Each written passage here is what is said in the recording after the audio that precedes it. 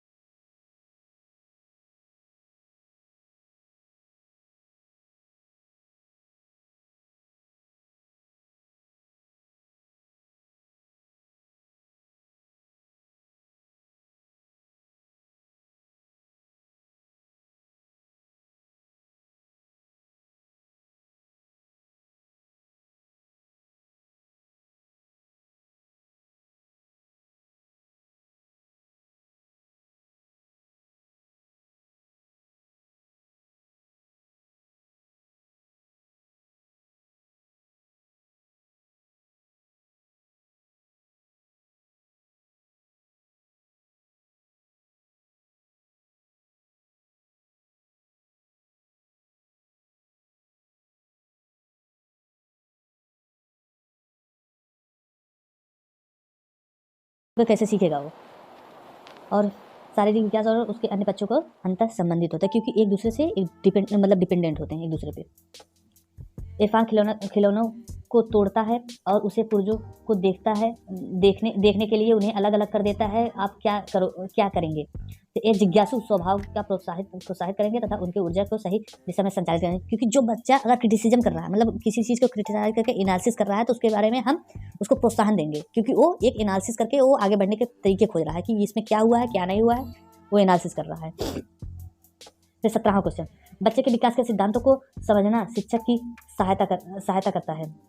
तो शिक्षार्थियों को भिन्न अधिगम शैलियों को प्रभावी रूप में संबोधित करने में, देखो, शिक्षक को शिक्षार्थियों के प्रति उनके अकॉर्डिंग परिवर्तित हो सकता है, लेकिन शिक्षार्थी कभी नहीं परिवर्तित होंगे, क्योंकि नई शिक्षा नीति में ये बताया गया है कि शिक्षार्थी जिस प्रकार से समझना चाहता है उसको शिक्षक उसी रूप में, अगर शिक्षार्थी फेल होता है तो उसमें शिक्षार्थी फेल नहीं माना जाएगा, उसमें उस शिक्षक को फेल घोषित किया जाएगा। 18वां क्वेश्चन, देखो, प्रत्येक शिक्षार्थी स्वयं में विशिष्ट है। इसका मतलब क्या होता है, इसका अर्थ क्या है? तो कोई भी दो शिक्षार्थी अपनी योग्यता, रुचियों और प्रतिभाओं में एक समान नहीं होते। देखो, सभी शिक्षार्थी एक समान नहीं होते, क्योंकि किसी की क्या गुणवत्ता होती है, किसी की क्या है, किसी की रुचि किसी में है, डांस करने में, किसी की रुचि सिंगिंग में है, किसी की एजुकेशन में है, किसी की सोशल वर्क में है, तो डिफरेंस करता है। देखो, इसमें 19वें क्वेश्चन, पुरुष स्त्रियों की अपेक्षा ज़्यादा बुद्धिमान होते हैं, यह कथन है। ये लैंगिक पूर्वाग्रह को बहुत निगेटिव है, इसको हमेशा गलत ही मानना है। अगर किसी भी लैंगिक को बढ़ावा देने की बात कर रहा है तो ये हमेशा क्वेश्चन गलत होगा। क्रिस्टीना अपनी कक्षा में क्षेत्र भ्रमण पर ले जाती है और वापस आने पर अपने शिक्षार्थियों के साथ भ्रमण पर चर्चा करती है। तो सीखने का मतलब आकलन, मतलब असेसमेंट इसका करना होता है। मतलब क्या क्या सीखे हो, बाहर जाकर के उन्होंने क्या क्या सीखा है, इसका एनालिसिस करते हैं, इसको असेसमेंट कहते हैं सीखने। 21वां, देखो, मानव विकास कुछ विशेष सिद्धांतों पर आधारित है। निम्नलिखित में से कौन से मानव विकास के सिद्धांत नहीं है? इसमें कौन से मानव विकास के सिद्धांत नहीं है? प्रतिवर्ती नहीं है, जबकि ये सामान्य से विशिष्ट और निरंतरता, अनुक्रमिता, ये सब एक सिद्धांत है विकास के, लेकिन प्रतिवर्ती नहीं है। निःशक्त बच्चों के लिए, निःशक्त मतलब जो डिसेबल हैं, बच्चों के लिए संकेलित कक्षा में केंद्रित प्रायोजित योजना का उद्देश्य है निःशक्त बच्चों को शैक्षिक अवसर उपलब्ध कराना नियमित विद्यालयों में। निम्नलिखित में से कौन सा कथन सीखने के बारे में सही है? देखो, सीखने के बारे में कौन सा कथन सही है? देखो, सीखना उस वातावरण में प्रभावी होता है जहाँ संवेगात्मक रूप में सकारात्मक हो तथा शिक्षार्थियों को संतुष्ट करने वाला हो। मतलब जहाँ अनुकूल होगा तो वहीं पर सिखाया जा सकता है, अगर अनुकूल नहीं है तो वहाँ सिखाना बहुत मुश्किल होता है वातावरण। देखो, मूल्यांकन का मुख्य उद्देश्य होता है सीखने में होने वाली कमियों का निदान और उपचार। मतलब एक रेमेडियल टीचिंग की जाती है, क्योंकि जब जो चीज़ सीखता है, सीखने के बाद उसको एनालिसिस किया जाए, उसके एनालिसिस में क्या प्रभाव पड़ता है इसको ज्ञात करना, और उसके कमी है जिस प्रकार के जो हमें कमी दिख रही है उसको किस प्रकार से हम उसको सलूशन निकाल सकते हैं, ये देखना बहुत ज़रूरी होता है। अगला, शिक्षार्थी जो पहले सीख चुके हैं उनकी पुनरावृत्ति और प्रत्यास्मरण में शिक्षार्थियों को मदद करना महत्वपूर्ण है, क्योंकि नई जानकारियों को पूर्व जानकारी से जोड़ना सीखने का समृद्ध बनाता है। 26वां, सृजनात्मक उत्तरों के लिए आवश्यक है मुक्त उत्तर वाले प्रश्न। मतलब जो ओपन एंडेड, जैसे जो खुले प्रश्न होते हैं जिसका एक शार्ट में उत्तर नहीं दिया जा सकता है। जैसे ओपन एंडेड, जैसे बहुविकल्पी हुआ, ए क्लोज एंडेड है, इसी के अंदर में आपको आंसर देना है। जबकि ओपन एंडेड मतलब आपको अपनी क्रिएटिविटी से अपना आंसर बना करके बताना है कि आपने क्या सीखा, किस प्रकार से सीखा, इसको सृजनात्मक रूप में, व्याख्यात्मक रूप में बताना होता है। शिक्षार्थियों को के प्रोत्साहित नहीं करना चाहिए। किन चीज़ों से प्रोत्साहित नहीं करना चाहिए, किन चीज़ों के लिए प्रोत्साहित नहीं करना चाहिए? तो उनको शिक्षकों को जो पूछ सकते हैं उन सभी प्रश्नों को उत्तर याद करने का, या रटाना, कहीं भी अगर रिपीटिशन है, रटाना है, तो वो हमेशा क्वेश्चन ही गलत होगा। इसको ध्यान में रख कर चलना। देखा, निम्नलिखित में से कौन सा रचनात्मक आकलन के लिए उचित उपकरण नहीं है? मतलब जो फॉर्मेटिव असेसमेंट है, इसके लिए कौन उचित नहीं है? सत्र परीक्षा, मतलब जो एनुअल होता है, क्योंकि ये वर्ष के अंत में होता है ना, फॉर्मेटिव वाला। देखो, 29, विद्यार्थियों को सीखने में जो रिक्तियाँ रह जाती हैं, उनके निदान के बाद क्या होता है, होना चाहिए, क्या होना चाहिए, उनका निदान के बाद क्या होना चाहिए।